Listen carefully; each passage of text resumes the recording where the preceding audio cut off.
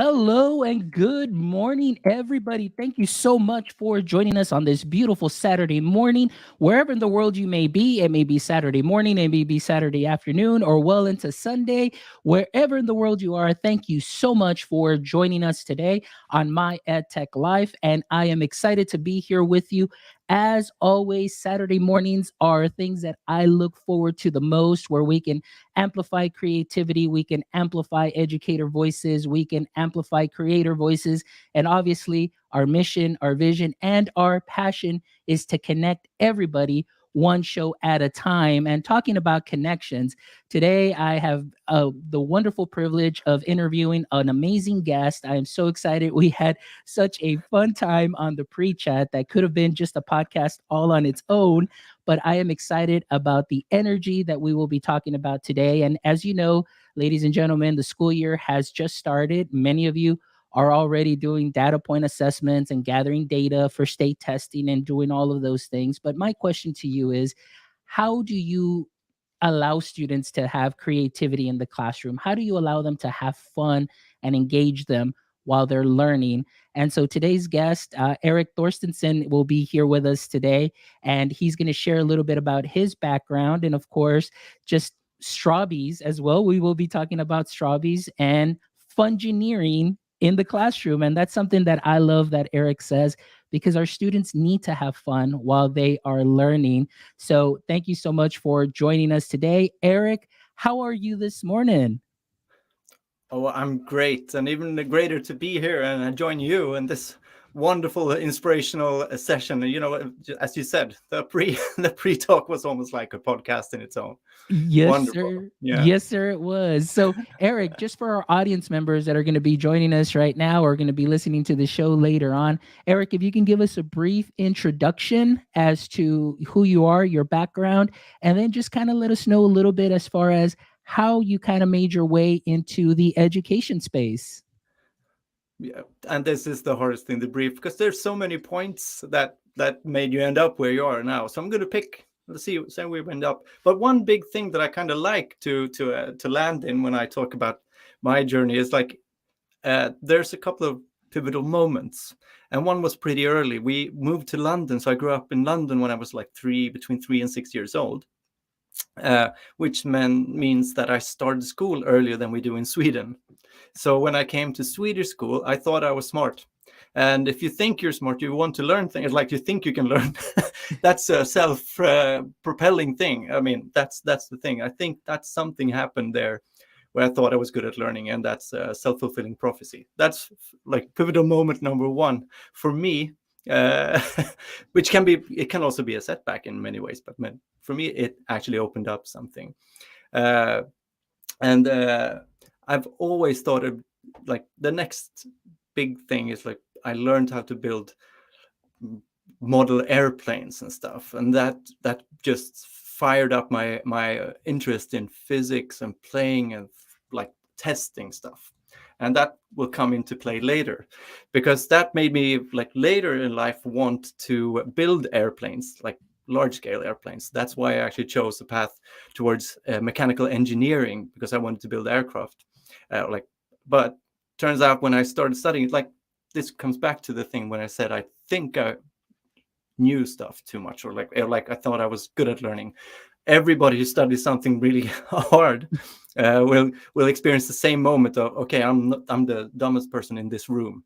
And especially in engineering, that everybody feels if you get slapped in the face from, oh, okay, all of a sudden the level is super high.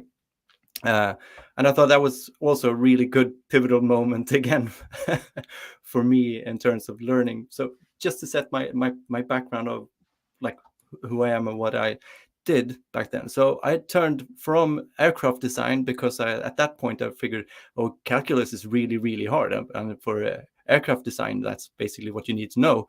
So I pivoted a bit to one of my other interests, which was uh, like designing products and product development. So that's where my entire product development course started. And that was a really lucky thing, because at my university, once again, we come back to these teachers that can be like this one moment that changes everything. And I Mhm. had the most crazy, wonderful, creative goofball design teacher, and he's one of those characters that I like. I just can't even explain how important that meeting is, and those moments there. There are many before that also, but then we would talk forever about all these things on creativity, uh, or why I ended up where I ended up, and why I do what I do. But this guy Kenneth, I just like to say his name out loud. He did one of those, like, he gave me so many of these wow moments or big experiences on trying to actually force creativity or practice being lateral thinking and all those things.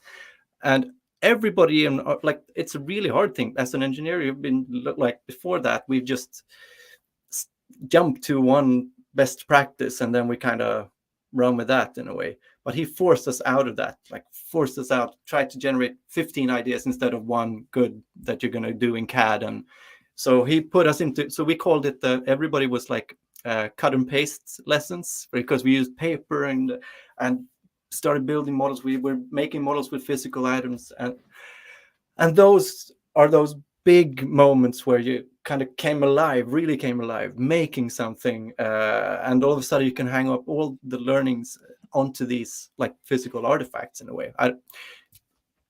So that's Yeah, I was going to say, I love everything that you're saying. This is amazing. And I'm sorry to interrupt your thought process, but yeah, I'm getting so excited, Erik, because you just described just one professor that you had that was so inspirational for you. And sometimes that's all it takes. It's the one professor that may take that risk. And like you say, you kind of described him as kind of like, very thinking outside the box, pushing your boundaries. And then, of course, like you said, instead of doing it, finding one solution, why not find multiple solutions? And I think that's something so important to education today. And so you hit on that spot. And I know we'll revisit that, but I'm sorry that I interrupted you, because that was such an amazing point that we'll definitely hit back on. and I think that's something that comes back to all of us, like these moments, what opened up something. It's like one of the wonderful things. But so you see, there's a lot of stuff that happens here, and I was also, what I haven't said, like there's so many things to the journey. Like my dad started a company when I also, like, just before going to university, or like around 12, when I was 12, which meant I was an entrepreneur, so a little bit less money. So and this is the time of Transformers. That's like, so I wanted more Transformers, and my mom said, like, Transformers are okay because they kind of build your spatial skills. So she was reinforcing that. She's also a teacher, so that's why she kind of, I can back the Transformers thing, but we can't afford more Transformers. You have to make your own. So I actually built my own Transformer, but wasn't a Transformer. It was like a fixed weird mashup of the Enterprise, the shuttle, or you just know the shuttles, space shuttle, and a convertible car or something. So I put them together, and I was super proud. But that's also one pivotal moment, because that was a big first creation. But let's jump back to university and post-university. So what happened was, like, I was really supposed to work at one of the Swedish big companies or something, and I did a lot of extracurricular stuff, and I sang and entertained. So I had this weird I was actually practicing this creative side even then, and I figured, no, I'm going to start my own company, because there was also like this period of not many get, like, the year I was working with business relations as a student representative, nobody hired engineers. It was a really weird year, 2000, 2003. So that's why we need to have another exit for our students. So let's say I've invented an entrepreneurial programs to start your own company. And then I'm believing in myself, together with my teacher, who actually invested in my first, the Kenneth I talked about. He also saw my passion, how I wanted to run with this. So he said, like, okay, I can put in a little bit of money. So then I started my own first design company just after university, which is weird in many ways, but it was really fun. But it also means that you have to kind of, be very creative within the limit because it's not a lot of money. But that's how stuff happened, and I had a lot of fun because what I did was sustainable design. So I was like going deep into that, and what sustained me was giving talks about sustainable design, which also would come into to how Strawbees came to be. So I don't know if all these things make sense. I'm trying to go in kind of a red thread here somehow, but these are big moments for me. So that's what comes up here is that, and so which is a really weird career path for an engineer. But what happened was I was good at entertaining before that, so I went around just talking about how I believed in the future of like sustainable design, circular economy, how we can make things, and like the more we force ourselves down into the interesting boundaries or like limiting ourselves, we can be more creative. And we were looking at all these things that I had invented. So I ended up being very like kind of public in a way. I went on Swedish TV talking about this and all that stuff. And this is before, like, I don't know how to describe it, but we were developing lots of products that went really well. We made newspaper collectors from old tennis court materials. So we recycled materials and we got a lot of media for that. So we were actually Christmas present of the year in Vanity Fair.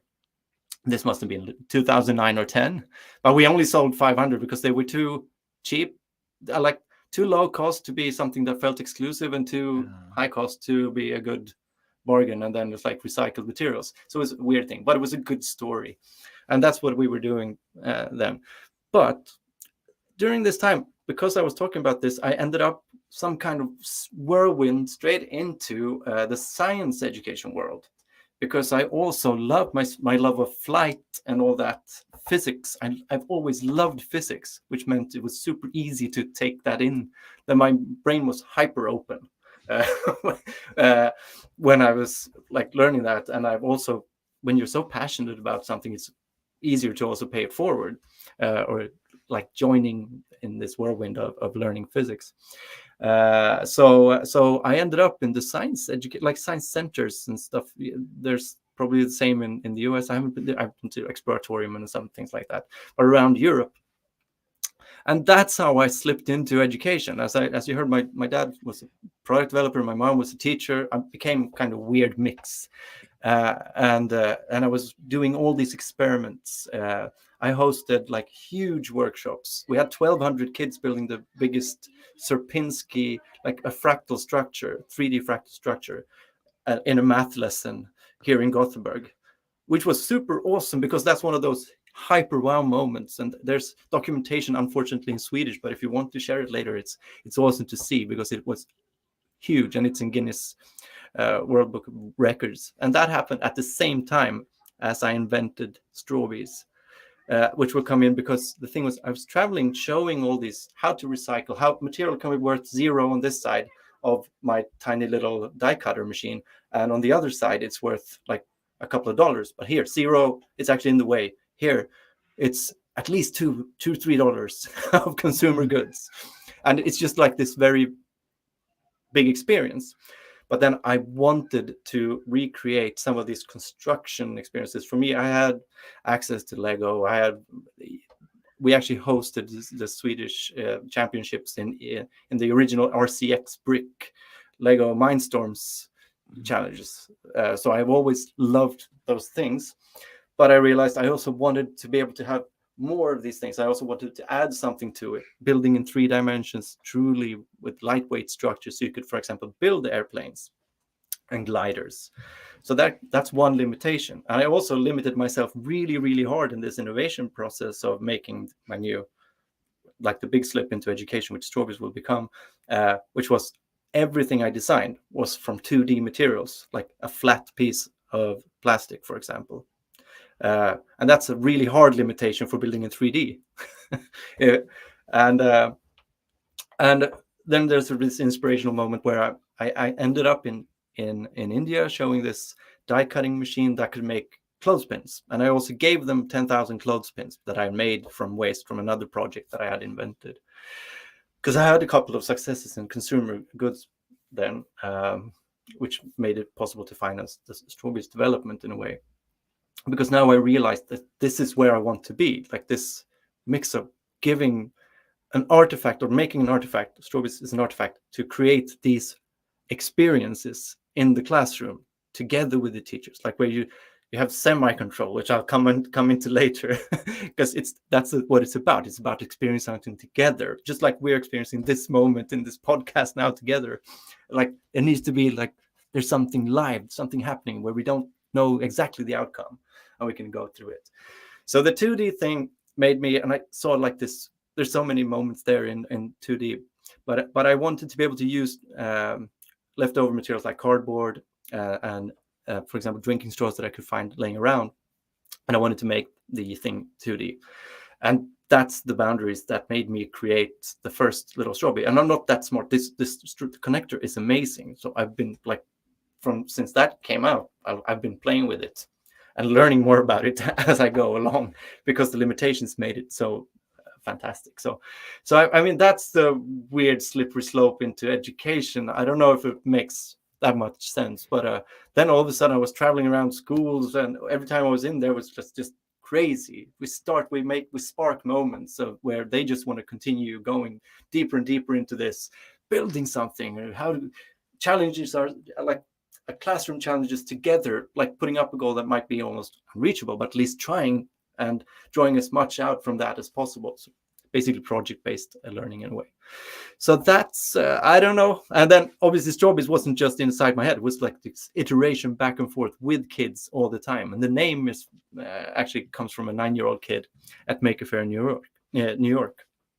Because then I didn't know what to call it. I just came in from the airport with a machine over my shoulder like a guitar. And I didn't even have a spot at Maker Faire back then. I just had a ticket and I saw an empty table. So I put up my little machine there and put out some straws and made lots of connectors. And then kids just swooped in, because it's so visual and visceral. Like you see that the structures become big really fast. And you don't even need to know what to build. It just something appears.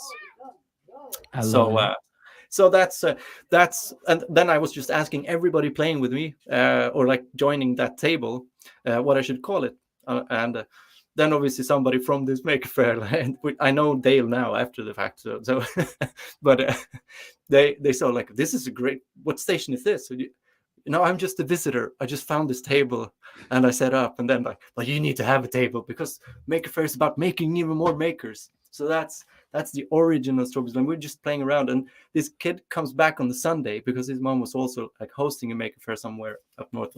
I actually have all the names and stuff in the Kickstarter video, but his name was Chris, and but he came back on the Sunday and said, you should call it Strawbees because it connects straws and can be anything, and it sounds like strawberries, and everybody loves that. And I'm like, I'm just crashing. And those are the wow moments for me. All this, like, because it sparked. He couldn't stop thinking about it, and he'd been thinking. So he was thank you, Tiny Copywriter. You're part of the story forever. And I sent an Infinite Kit, which is the machine, and I should actually reconnect to him now. Would be really fun. Maybe next time we can be in the. Yeah, maybe next time we can bring him on the show next time. That would be awesome to see, because now it's gone some time since then. That was 2013. Wow. And then we had a Kickstarter.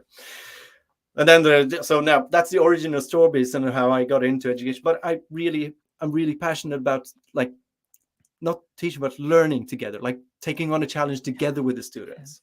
And that demands a certain level of confidence, and that's what I want to build. So that's what Strawbees is doing now. So kind of segueing into what we're doing. Yeah, no, but you know what? A couple of things that you hit on that I love. Again, it's just your thought process, the way things came about, your experience, not only because you didn't go to school to be an educator, but the fact that you had that influence not only from that professor that was great in helping you how to, iteration and vision, thinking 10x, thinking huge. And then of course you have the education side with your mom, the experience, your dad, the entrepreneur. And so now you're marrying those worlds, but the fact is that you are absolutely just having fun. You are, like you said, in your and that's what I loved. I had never heard that phrase, and I loved when I saw your profile. It says fungineering. And I love it because you're continually thinking of how can I change something like this that, like you said, may seem something that is of no or little value to somebody, and change it to something that can be valuable, whether it's useful in a day to day, or as anything presented something different. You're creating that transformation, being innovative all at once. So I absolutely am taken back by your experience, your background, and now how you've been able to bring those worlds together and get into the education space. And that to me is something that's very important, because I see your vision as being, like you said, you want to create other makers, but you also want to enhance the learning experience along with the teachers, build that confidence. And also, even with building that confidence, there is a little bit of that vulnerability that also for teachers, like it's okay if you don't know this 100%. But I love that you said you're going to be doing it together, tackling this project with your students. And for myself, being kind of the same mindset, I would bring things into the classroom, such as the makey kits, where the students would create their own circuits. We'd use scratch coding. We would use spheros. We would use all of those things in the classroom without me knowing how to use it 100%. But I kind of had an idea, and I know how I can tie it to the lesson. But I said, okay, this is what we're going to try. We're going to learn it together, but it is going to tie to the learning. And that was just the ultimate goal of allowing students to create, have fun, be able to still learn what they need to learn, but have that hands on approach that makes it very exciting. So now, Strawbees, like I said, I've been familiar with Strawbees for a couple of years because I would see the booth at TCEA. So I've been very familiar. And even this last year in February, I did see the booth there as well. And you're absolutely right. You can take these straws and you immediately see the structure going up right before you that is, toppling off at, 9 feet, 10 feet, with all the connectors and all the fun that you can have. And I can see that being a useful product, a useful instrument, tool, whatever you want to call it, to just bring fun into the classroom, and also creating those skills. Like you said, you thought you had the iteration skills, the collaboration skills, the personalized learning, and all of those things, and I love it. Yeah, and also, like, there's so many things here that we're gonna like. I'm just gonna look into some of the things where the things I wanted to, from my point of view, that I wanted to add, which is actually the value of all of us building this thing. If it's too rigid, the system, they will become the same. So it's not a bad thing. That, like, that's why I wanted to add something different, which means, like, with Strawbees, even though you all follow the instruction to the T, there's micro changes between them. Like, you can put them in the wrong angle and then it will appear differently. So looking even at some of the most basic constructions that we share, we have all these base models that you start with, that you can, like, get into, but even within that, if you look at the entire classroom, there will be variation, and we can draw conclusions from the different structures. And somebody randomly might have built super symmetrical, which is good for certain things, and if you make a creature, it's more natural if it's not symmetric. So there's different things that just pop out, and experiencing that and learning together is one of the deep things that I want to happen. And also learn, like, so like, there's might be a kid that, he slightly faster, he or she, whoop, and not really doesn't care, but that adds something to the others. And then you have some analytical kids that are like, well, hey, that thing you did there, the squishy thing, that is awesome, I'm going to put that into my thing. And you get this progression of ideas within that. So for me, I would like them to have a couple of hours of these things, to start with the base model, and then they just run away into areas that neither the kid or the teacher, or the learner or the teacher, can, like, even as you say, imagine. That's the thing. I want that to happen. So, and that's what we're trying to do with all these things. And also then I also design things biometrically. So the system allows you to build something for you, like wearable robotics. I didn't talk about the robot part that much, but the robot part also, like, was just this friends who figured we need a circuit board that's custom for Strawbees, and then they did that on their own, and then we merged. And I love that. That's like that. We show that our system invited that, but the robotics that you might have seen, there's two things. it's incredibly fast. And it's not fast so you should be finished fast. It's fast so you can do many iterations instead in a regular classroom setting. But or if you're given a couple of hours, you'll be amazed at what happens. So sometimes, that the system is really fast building, and it's also non-sequential, which means you can start from any end. Even though we give you step-by-step instructions, if you're like confident using Strawbees as a teacher, you'll see like, okay, look at this image and recreate it, and they will be able to do it because everything is color coded. And that's another kind of challenge, which is super awesome. So I don't know like now I got so excited that I lost my track. No, but it's okay. Like what you're But if saying you is just follow, being able to yeah, describe something different, because I know you and I talked in the pre-chat, and what yeah, you're describing sounds something that is amazing. And I myself personally, if I'm still in the classroom, I would still love to be doing this, because again, I can tie it into the curriculum, that because the possibilities are endless. And that's what I love that you're saying about your product Strawbees, and about the vision that you have, that although it may seem something that may be rigid as far as follow the instructions and the directions, but at any given time you can go at any direction, and you're going to come up with something that's going to look a little different, or a different iteration, or you're going to have some students that are like, wow, like thinking outside the box. And that's what I'm a big proponent of. And like we were talking about in the pre-chat, it seems like our education system has now just come to standardization. Standardize, standardize, standardize. It's either the answer is only going to be A, B, C, D, or E, and there are no other answers. And I feel that our students at a very, very young age are losing touch with the creativity that once was in the classrooms. Like I was telling you, back many, many moons ago when I was in the classroom, I remember still doing grammar and reading and all those things, but there was a lot of time where we were coloring, where we were building, where we were just having fun, hands-on learning. And then all of a sudden, as the years progressed, all of that is just slowly getting out of the classroom, and now it's just standardization.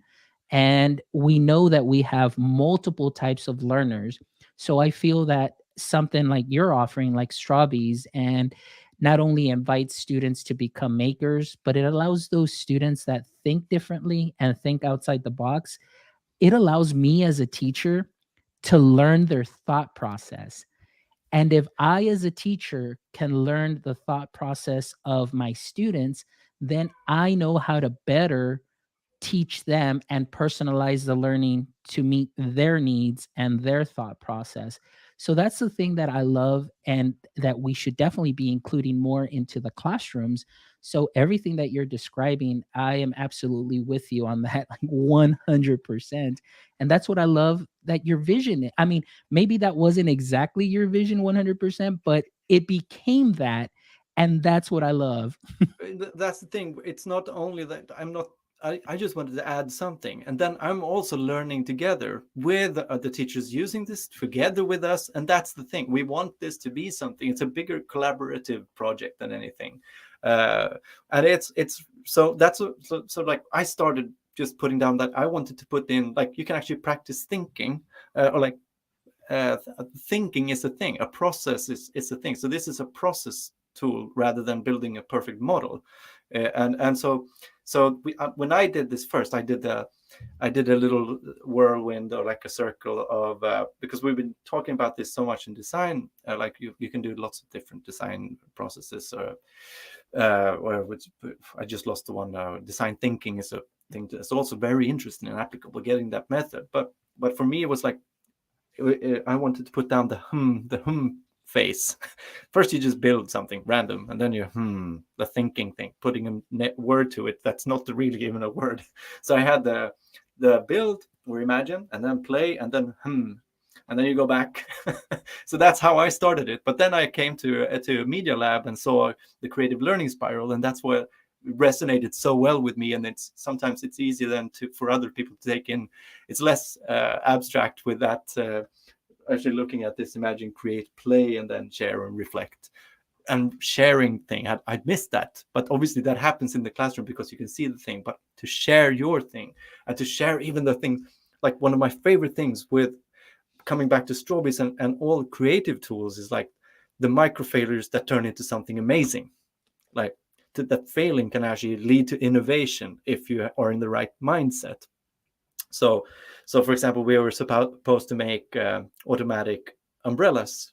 So I had a challenge, like you need to design an umbrella that opens up when the sky turns dark, because that was my like grown up not so good idea on what, like, it should be a water sensor or something. But I just wanted to have a fun, simple challenge. So use the light sensor, make an umbrella fold up automatically with our robotic system. And the kids were just building these things because the umbrella design they had, they could copy it. And then we had to show them how to put in the motor, and the only thing they needed to solve was like how to open or like make the motors move.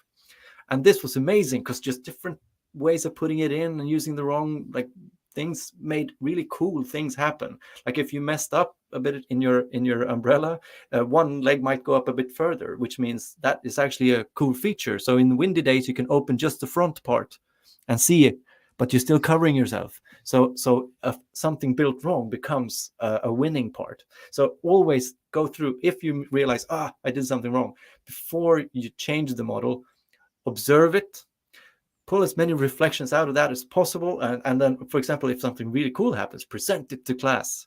Because then you get these wow moments of the peer-to-peer learning things that I really, really believe in. Like when as a teacher also, you say, wow, this was amazing. Another really cool failure that I'd love to bring up, because for me, that's the thing, to learn how to fail successfully, successfully. if I don't even know, that doesn't make any sense, but for me it makes sense. Like to fail successfully is to actually pull as much data as you can out of this tiny whatever failure it is, like the small thing, like, oh, I messed this up, okay, stretch it, like just like stress this little system you made and see if something comes out of it, and then fix it.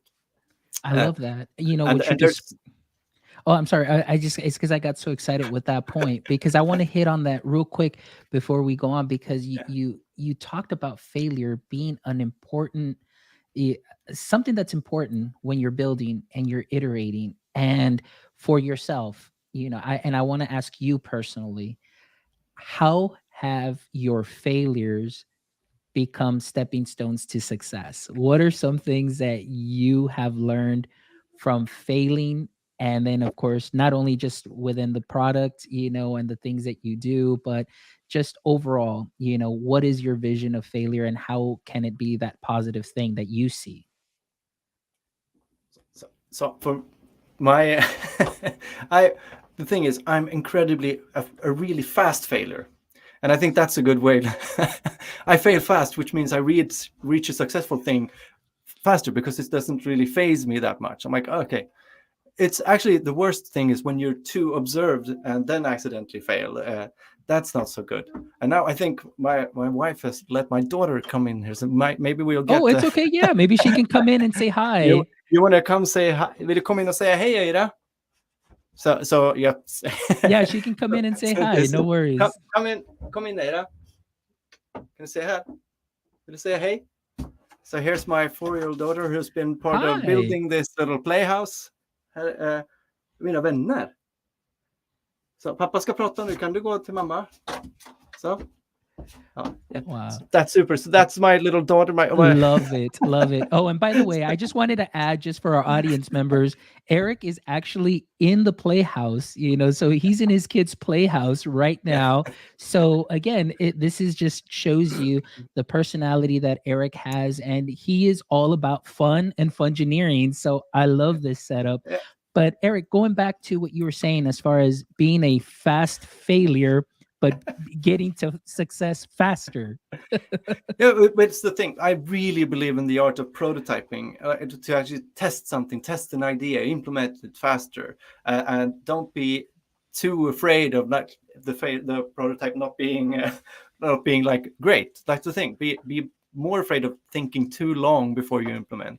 So because we need to add that, we want to add something, because it's great to have a plan and then implementation. I don't want to take that away, but it's also practicing the art of making a prototype to describe an idea.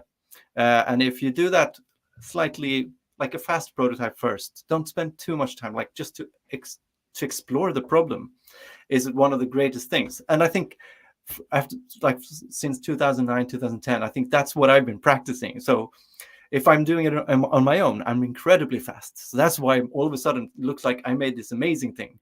when I make a new model, but it's just because nobody sees that other process of these really bad models. And that's the thing. So, but then also when you're a designer, as a designer, you're also like scrutinizing your own way of drawing. So you lock up when people are looking at you drawing on your paper. But that's something I'm practicing all the time now, to show my not so good drawings and to draw in front of friends, because that also gives an opportunity for misinterpretation that can lead to innovation, because then we're accessing our different brains. So you see something that's smarter than what I drew, or like that you add something to this process, which is also one of the things I really believe in terms of Strawbees.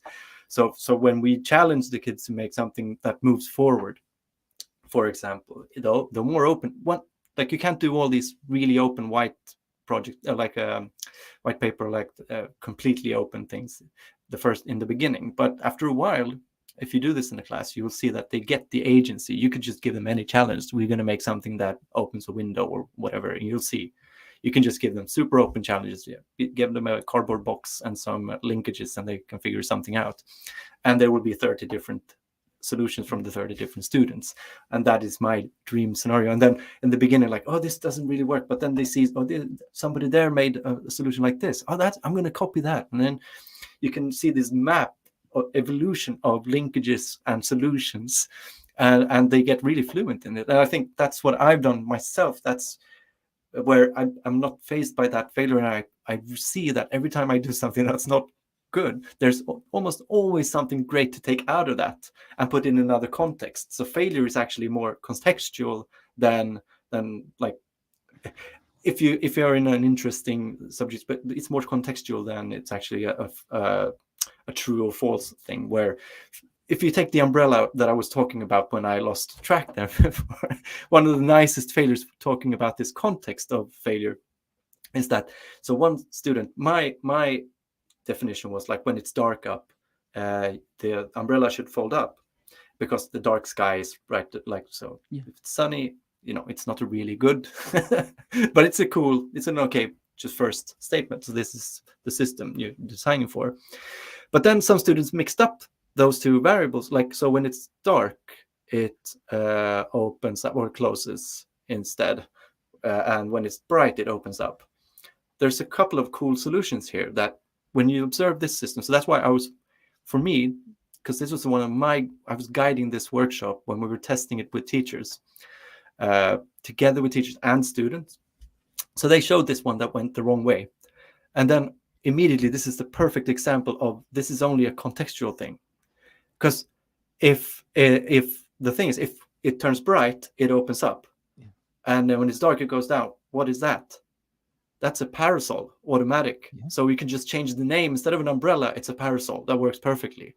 But then, next step, if you try their model, it works much better, because basically, when you have the umbrella facing upwards, when you need it, it's always brighter upwards, unless you're walking on a light up street, which is very rare. And when you're holding your umbrella down towards the ground, it's darker. So then it folded up. So they actually invented one that worked, whereas the original idea that I had, like dark sky, doesn't make sense. So their umbrella, which was a failure, was actually the biggest success, or like micro failure, I would say that. Because for me, with our experiences within classroom, we want them to be able to experience these things, because there's much more opportunity for learning when you have these models that don't work, and for whatever reason it is, than if you just build it and it works, because then you don't know why it works. So if you can see these steps and start analyzing, I've mixed that up, and this one can't even move there. Those are the big things for me. And they have to be fast to fix. And that's what's the best thing about this entire thing. You can fix each and every model we have within the last 3 minutes. So you don't have to have those hard failures of picking it apart for 20 minutes and then put it together for 45 again. It's just like, it's only this one that's twisted. And so together with the other students that might have succeeded earlier, you can kind of go through this together, and it's one of my favorite moments. And the classroom will be more fluent in this the more exercises you do. And I'm designing so many fun things right now. I'm having a little bit right now. I'm designing the next years, like all these experiences that I want to share, and together with a lot of teachers around the world. I love it. I love it. it's so much fun. And for me, it's very important to have fun, because then you open up the mind and you want to learn these kind of hard things. This is hard. To fail is hard. Like, it can be really detrimental. But now when we show a couple of these examples, it's not just saying failing is okay. You just show it. Failing can even be an amazing innovator. And there's examples of that. But I also, for example, when you build bridges, I want them to fail. I want to see that the entire system with Strawbees, the weak straws, shows how the forces are applying. So you don't even have to tell them what's happening. You see it, and you intrinsically start building this kind of vision, internal or gut feeling of engineering, because it's like building in the forest, like I did when I was a kid, that I didn't go into, which is very important, like sticks and their flexibility, and well, okay, a shorter stick is way stronger. Okay, so I needed, those experiences are what I want to recreate in Strawbees, and I'm really happy where we are right now. No, but see, I love that you're saying, and one thing that I wanted to add as far as the failure piece, I mean, there was one time when I got asked, it's like, what, share a moment when you and a team failed, and I didn't know what that was, and not because I've never failed, but I don't see failure as a failure, as like, oh, I'm done and this didn't work out the way it was. There's always success and failure, but I think some people have a vision of failure that it's like, oh, it didn't work and that's it and so on. But I love everything that you're saying, that even in those little micro failures, those little missteps, there has been so much success in those things. And innovation, because like you said, what was once supposed to be an umbrella, now it's a parasol. So there was a success there. It's all in the context and in the way that you create it and spin it. So I love that, Erik. And I think one of the things that I am taking from you today that has really filled my I guess my bucket, you'd say, with joy, is the fact your enthusiasm for creation, your enthusiasm for creating something that is tangible, that can allow students to think outside the box, help teachers also continue to bring those skills to the students as far as iteration and thinking big and having that 10x and design thinking. And I absolutely love that. So thank you so much for what it is that you do for our educators and our students, through your product, because this is what we need more of. We need our students to become critical thinkers and collaborators, and building those skills that they're going to need for the future of work. Yeah, like that thing. That's the big thing. Getting these wow moments and building the power of observation and confidence in observation, like daring to look at this and then you go back fixing it, because those are the biggest. Like, you can see that happen in the classroom. You see the energy change in the classroom. All of a sudden, all this is worth something. It's so amazing. So I don't know if it made sense. Yes, I'm having too much fun absolutely. talking with you. Absolutely. All right. So now that we're getting ready to wrap up the show, I always like to ask our guests the following three questions, Erik. So before we do that, I will give you some time to share, your contact info and share where they can follow you and learn more about Strawbees. So if you're tuning in, make sure that you stick around till the end, as Erik will share how to get in contact with him. But Erik, let's wrap up here with the following three questions. And question number one is, in the current state of education, what would you say is your edu kryptonite? What is it that makes you weak? Like Superman and his kryptonite, the kryptonite made him weak. What is it right now that you may be seeing that kind of makes you weak? But it's just the stress that you don't get the time to fail. For example, for me, that's if you stress too much, like you have to go through this fast, and then there's no room for that. That would stop even me. Like and even that thing, like if you're just testing where you know the answer and you're just testing me on the answer, I will freeze up, because it's a different thing than asking a question and we try to answer it together, so we can learn together. To show the students, for example, how I learn is passing on something much more profound than like just testing. So for me, it's like that stress thing in combination with getting like both. But then once I get confident, like in the classroom, if we have a nice class setting, that would be okay. But for example, now if you'd ask me an advanced engineering question, I would that the answer of, I could freeze up. That's the kryptonite for me. Like Even Yeah. though I know when I can implement it, I can do all these things, but then I start second guessing myself, and you get into this negative loop instead. So that's what I want Excellent. to build, these positive loops together in like learning and having fun together. Excellent. Love it. That's a great answer. All right. Question number 2, Eric.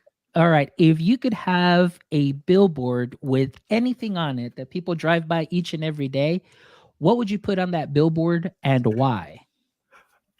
So I was thinking about this one, but I really, it's so hard. But you want to pay something. You just want people to have more fun. So that's the thing I'm about. Not only in Fungineer, but all over the place.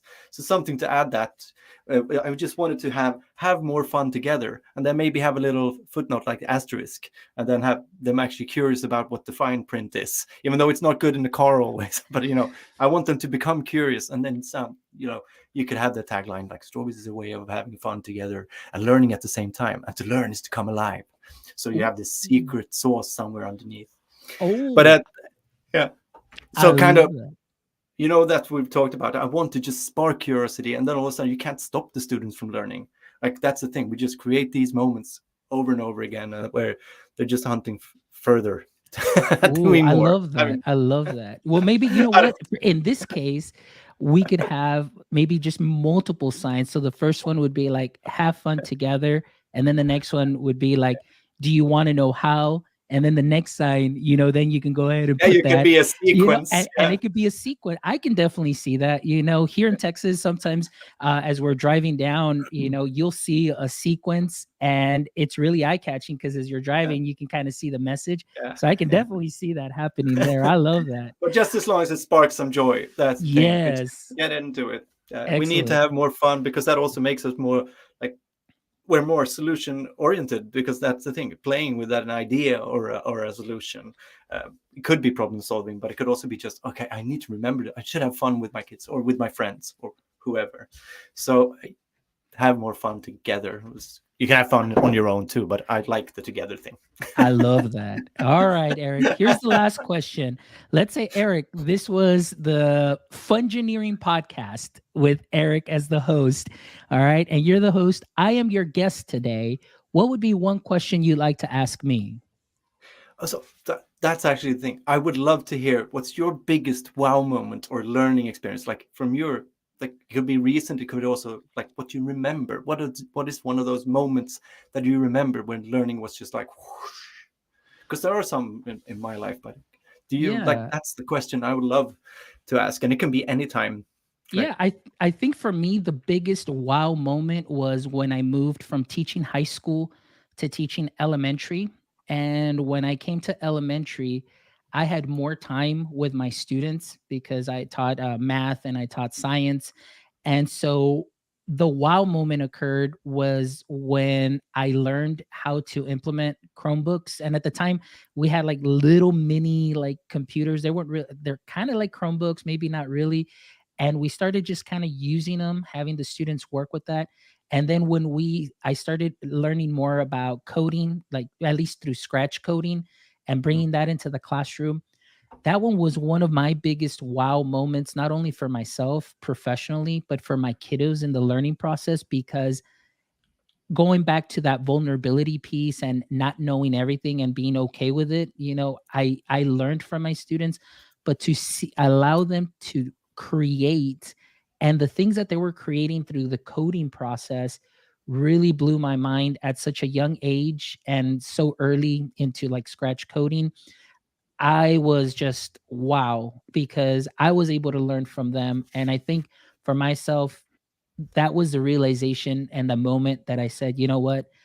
I know that I don't know everything, but I've got 27 experts in my classroom, and maybe not necessarily experts, but they're experts in the learning process that we are learning together. And for me, that mm. was the wow moment when I knew that I can learn more from my kids, that I could just simply guide them, and just that's it. I love that. And from that moment on, my view on education and my career professionally changed for the better. So that's what I love the most.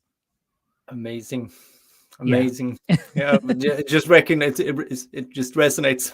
But that's the thing.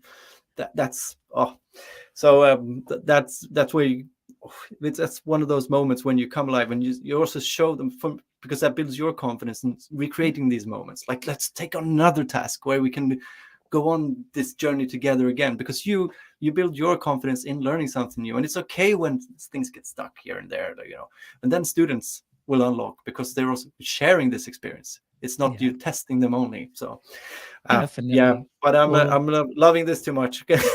I love it too, Erik. Thank you so much for joining me this morning from your playhouse. It has been amazing. I loved your pre-chat. I love this whole chat. I love your thought process. I love your thinking. I love what you're trying to do and how what you're doing through Strawbees and all the other products that you're creating, and being able to bring that into the classroom, what it does for students, what it can do for teachers, which is really bringing the fun back into education while still learning very important skills, but it's that hands-on approach. So thank you so much, Erik. I appreciate you. And before we wrap up, Erik, can you let our audience members know how they can get in contact or learn more about Strawbees, or how they can go ahead and contact you directly? Yeah. Well, I'm Erik at strawbees.com, and you can find more about Strawbees on www.strawbees.com. But then I also, like, I'm such a bad at Twitter, but I'm going to start now, and I'm going to start more of my social, because I have so many moments that I want to share, and they're not only locked into Strawbees. Like, this playhouse is going to be an article, because there's like 40 science experiments in here, so I really want people to be able to join me. And I think my Twitter handle is like Inventor Erik, but we could Erik Inventor. That's the thing, you see, it's not good. My social, it's Erik Inventor on Twitter, yeah. and I'll go ahead and share that here in the chat also. That way you can go ahead and follow Erik, and it'll be in the notes too for the show. Can I do one last fun demo for you guys? Yes, of It's a course. sound demo. So it's one of the co-created things we've done together with my little daughter Era, some of you saw. If you see the podcast, you can see her. But this is actually good for audio too. So I'm gonna put this marble. I love marble runs. Like, that's the thing, physics buffs. So we made a modular marble run on the playhouse, but it starts on the inside. So it's stuff moving. And it's an audio experience. It's not so we've been like recreating it. Somebody's in here, you test it. So it's back in here now, the marble again. And you're like trying to guess how it's built, because it's fully modular there. But anyway, and obviously Strawbees is compatible because it's all 1/4-inch dowels and stuff. That is amazing, Erik. I just wanted to end on that animation note. And like, it's a collaborative project between, like, with my kids. They're too young sometimes, and with my wife who's painted this. So I just wanted to share some of the fun, have more fun together, whatever context it is. I love it. I love it. And thank you so much for that message, which is important, is just have more fun and have more fun together. Well, Erik, it's been an honor and a pleasure to have you here on the show. And again, as a guest now on the show, anytime that you would like to come back and continue to share a little bit more of the Strawbees magic, the Erik the Inventor magic, whatever it is that you may be working on, you are always welcome back here on this platform to go ahead and share anything that you may be working on. So thank you so much. And for all our audience members that joined us today, thank you so much. Mel, I appreciate you, Mel, joining us from Colombia, and everybody else that's going to be watching the show on the replay or listening to the show on the podcast. Thank you so much, as always, from the bottom of my heart, for making my EdTech life what it is today. Because again, we do what we do for you, and we try and find amazing educators, creators, innovators, so that way we can go ahead and connect one show at a time. Please make sure that you visit our website at myedtech.live,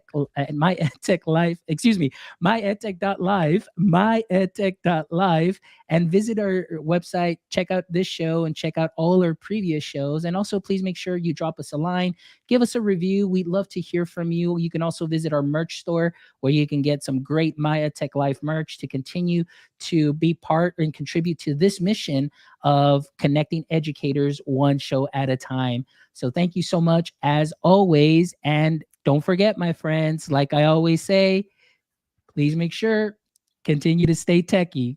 Y'all take care. Have a wonderful, wonderful day.